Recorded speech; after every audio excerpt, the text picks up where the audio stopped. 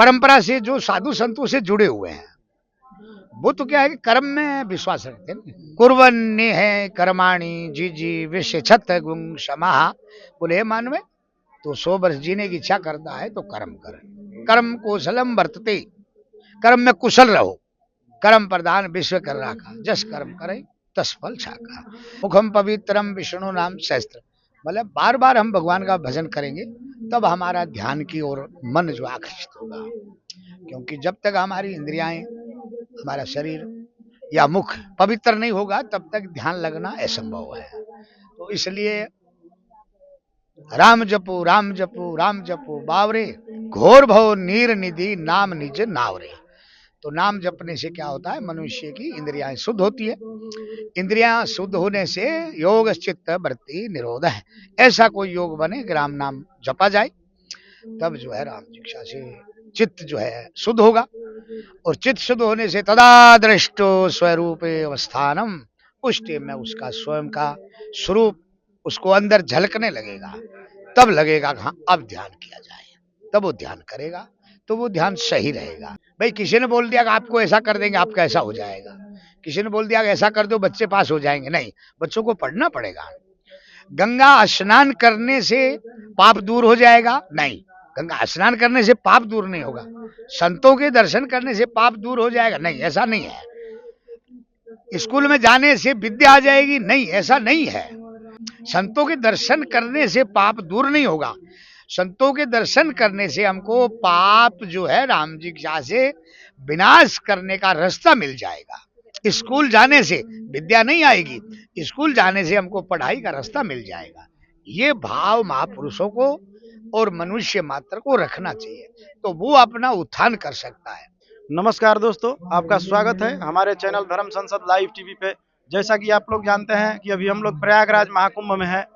जैसा हम आपसे वादा किए थे कि इस प्रयागराज महाकुंभ में दिव्य त्यागी तपस्वी महान संतों के दर्शन कराएंगे, गुरुजनों के दर्शन कराएंगे, गुरुजनों के आशीर्वचन सुनाएंगे। इस कड़ी में हम गुरु जी को आपके साथ लाइव कर रहे हैं। श्यावर रामचंद्र जी की जय। गुरु जी, आपका शुभ नाम क्या है? मंगलम कौशलेन्द्राय महिन्य गुणावत्ये चक्रवर्ती तनुजाय सार्वभौमाय मंगलम। राघवेंद्र सरकार की जय। गुरु जी, आप किस अखाड़े से हैं? दिगंबर अखाड़े से है। दिगंबर अखाड़े में क्या, राम दिगंबर के अभी जो है राम दीक्षा से निवास है उज्जैन के पास में नागदा है, जिसको जो है मरु मारव मही देव गवासा, जहाँ जो है राम दीक्षा से देवताओं का निवास है, मालवा क्षेत्र, वहाँ अभी जो है निवास है। उज्जैन से करीब लगभग 50 किलोमीटर दूर है। आप उज्जैन से आए हैं गुरु जी? हाँ, उज्जैन के पास में नागदा है, वहाँ से। और यहाँ क्या है कि प्रति वर्ष ही, अब चलो इस साल तो कुंभ लगा है, प्रति वर्ष हो ही आनंदा। यहाँ तो प्रति वर्ष ही आनंद होता है, क्योंकि ये प्रयागराज है। प्रयागराज प्राय ये पूर्व से याग, क्योंकि यहाँ जो है पूर्व से पहले से यहाँ यज्ञ होता आया है, इसलिए इसका नाम प्रयाग है। प्राय पूर्व से याग है। जिस टाइम में समुद्र मंथन हुआ था, इस टाइम में जो विष निकला उसको शंकर भगवान ने जो है राम जी ग्रहण कर लिया था। फिर भी उसमें से जो विस्फोट और गैस निकला, उससे सृष्टि में जो संतान, किसी के मान लो राम जी आंख नहीं, किसी के नाक नहीं, किसी के पैर नहीं, किसी के हाथ नहीं, सब देवता विचार करे किम करो मी, क्या करा जाए। तब राम जी से ऐसी कोई जगह हो जहाँ पवित्र जगह हो, तब ये जगह खोजी गई, जिसमें जो है बहु वर्षानी, बहुत से वर्षों तक यहाँ पर यज्ञ चला, इसलिए इसका नाम प्रयाग पड़ गया। और अब जो है राम जी से प्रतिवर्ष वही परंपरा, देश देश से जो है राम जी त्यागी तपस्वी एक से एक महापुरुष यहाँ पधारते हैं, और उसके साथ में श्रद्धालु भी यहाँ पर जो है राम जी से आके अपना सेवारूपी पुष्प यहाँ बरसाते हैं, और भी गंगा स्नान करके सब जो है विष्णु लोग अच्छती। श्यावर रामचंद्र जी की जय। गुरु जी, अखाड़े कितने होते हैं? अखाड़ा जो है राम जी 13 अखाड़े हैं, परंपरा से पुरातन से 13 अखाड़े हैं। जब भी कभी हमारे देश के ऊपर कोई विपत्ति आई तो उन अखाड़ों ने जो है राम जिज्ञासा से उसका समाधान किया।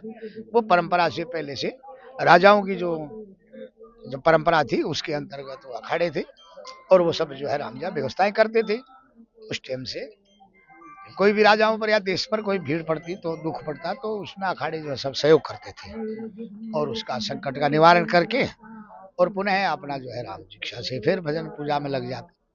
ये अखाड़े रहे, 13 अखाड़े। गुरुजी जैसा हम लोग अभी वृंदावन गए थे तो वहाँ नाम जप की प्रधानता है, और काशी में हम गुरुजी से को मिले थे तो बोले ध्यान करो, बिना ध्यान का ज्ञान नहीं होता, तो क्या करना चाहिए?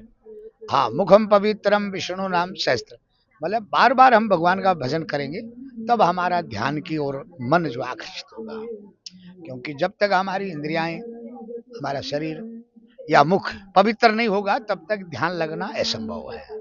तो इसलिए राम जपो राम जपो राम जपो बावरे, घोर भव नीर निधि नाम निज नावरे। तो नाम जपने से क्या होता है, मनुष्य की इंद्रियां शुद्ध होती है। इंद्रियां शुद्ध होने से योग चित्त वृत्ति निरोध है। ऐसा कोई योग बने कि राम नाम जपा जाए, तब जो है राम शिक्षा से चित्त जो है शुद्ध होगा, और चित्त शुद्ध होने से तदा दृष्टो स्वरूपे अवस्थानम, उस टाइम में उसका स्वयं का स्वरूप उसको अंदर झलकने लगेगा, तब लगेगा कि हाँ अब ध्यान किया जाए, तब वो ध्यान करेगा, तो वो ध्यान सही रहेगा। और कोई भी कार्य तुरंत जो ध्यान करने लगेगा तो उसका ध्यान नहीं लगेगा। तो इसलिए अभ्यास तो कौनते अभ्यास वैराग्याभ्याम तन निरोध है। अभ्यास से कोई भी कार्य हो पाता है, क्योंकि अपने को जो है शरीर माध्यम खलु धर्म साधनम, ये शरीर मिला है बड़े भाग मानुष धन पावा, मानुषो देवो दुर्लभ है क्षण भंगुर है।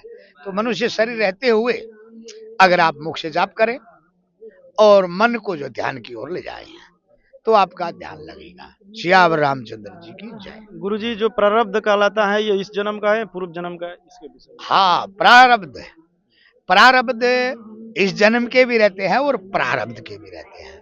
तो प्रारब्ध क्या होता है, एक समूह बनता है, संघान, एक समूह बन जाता है। समूह बनने से वो एक कर्म का बहुत बड़ा एक भार बन जाता है। आपने अच्छे कार्य किए हैं तो अच्छा आपका एक शुभ संस्कार उसमें जो है उसको प्रारब्ध कहेंगे, क्योंकि प्रारब्ध से वो आगे क्षिप्रम भवति धर्मात्मा, अच्छे कुल में अच्छी जगह में वो पैदा होगा, उसका अवतार होगा। और अगर थोड़ा गना न्यून कर्म है, मान लो कुछ ऐसे वैसे कर्म है, तो उसको मच्छर ये जो भी जितने भी रहते हैं आज भी काट रहे हो, पहले भी काटते थे, ये प्रारब्ध की। गुरुजी जो आज के नौजवान पीढ़ी है वो धर्म से विमुख होते जा रहे हैं, तो उनके लिए आप क्या कहना चाहेंगे? वो बोलते हैं कि हम लोग को धर्म की क्या जरूरत है, उनके लिए कुछ कहिए। हाँ, वो धर्म से विमुख हो ही नहीं जा रहे हैं, उनको करा जा रहा है, करा जा रहा है, क्योंकि उनके पास साधन ऐसे दे दिए हैं कि उनको जब तक वो मूल में नहीं जाएगा तो मूल नास्ति, मूल जब नास्ती है तो कुतः है शाखा है भविष्यति, मतलब शाखा कहाँ है, तो मूल को जो हम नाश कर रहे हैं। तो उनको शिक्षा ही मतलब वो इसी तरीके की मिल रही है। अगर हमारी जो पूर्वाचार्यों की जो शिक्षाएं है वो पुनः है यहाँ पर देश में लागू हो, और उसी हिसाब से जो है थोड़ा सा अथ योगा अनुशासनम, मतलब थोड़ा अनुशासन किया जाए कि नहीं आपको ये कार्य करना ही पड़ेगा। तो जैसे और भी जो देश है उन देशों में कुछ न कुछ नियम बना रखा है कि आपको मंदिर जाना ही पड़ेगा, या आपको मान लो फलाने को प्रणाम करना ही पड़ेगा, आपको ऐसा करना पड़ेगा। तो ऐसा थोड़ा सा अपने यहाँ भी एक इशारा कर दिया जाए, नियम बना दिया जाए, तो ऐसा नहीं है, वो भी सब आ जाए, उसी लाइन में आ जाएंगे। गुरुजी ये जो त्रिकालदर्शी शब्द गुरुजनों के लिए कहते हैं, त्रिकालदर्शी मतलब क्या होता है? हाँ, त्रिकालदर्शी, त्रिकालदर्शी तुम मुनि नाथा, हे मुनि आप त्रिकालदर्शी है। त्रिकालदर्शी का मतलब होता है वो भूत भविष्य तीनों कालों को जानने वाले। तो ये जितने भी आपने यहाँ पर जो है राम जी से आज अपने पूछेंगे कि आपके विश्व का इतिहास क्या है, तो हमारे यहाँ वाल्मीकि रामायण और महाभारत हमारे यहाँ का इतिहास है। तो वो इतिहास उन्होंने क्या त्रिकाल दृष्टि से ही लिखा गया था। वो जब से रामायण लिखी तो रामायण राम जी के अवतार से पहले उन्होंने लिखा तो त्रिकाल थे, आगे का मान लो उनको काल के बारे में जानकारी हो, उसका नाम त्रिकालदर्शी। गुरुजी जैसे कुछ लोग नींबू प्रकट कर रहे हैं, रुद्राक्ष प्रकट, तो ये हाथ की सफाई है गुरुजी, चमत्कार है? नहीं, ये नींबू और रुद्राक्ष ये बना रहे हैं तो मान लो ये तो क्या लोभ के कारण से वो व्यक्ति उसको बोल रहा है ऐसा करो आप, भाई जो राम जी पूरा परंपरा से जो साधु संतों से जुड़े हुए हैं, वो तो क्या है कि कर्म में विश्वास रखते हैं। कुर्वन्नि है कर्माणि जीजी विश्व छत गुण समाह। बोले हे मानवे, तो 100 वर्ष जीने की इच्छा करता है तो कर्म कर। कर्म कौशलम वर्तते, कर्म में कुशल रहो। कर्म प्रधान विश्व कर राखा, जस कर्म करे तस फल छाका। ये नींबू करना या आकाश में बाग लगा देना या हथेली में सरसों उगा देना, इससे कोई परंपरा नहीं चलती है, इससे कोई धर्म नहीं चलता है। धर्म आप लोग पढ़ाई किए हैं तो पढ़ाई से चलेगा, कोई खेती कर रहा है तो खेती से चलेगा, भाई सभी चीज है तो कर्म से चलेगा। ये सब नींबू और ये तो लोभियों के लिए है, लोभी व्यक्ति है नहीं।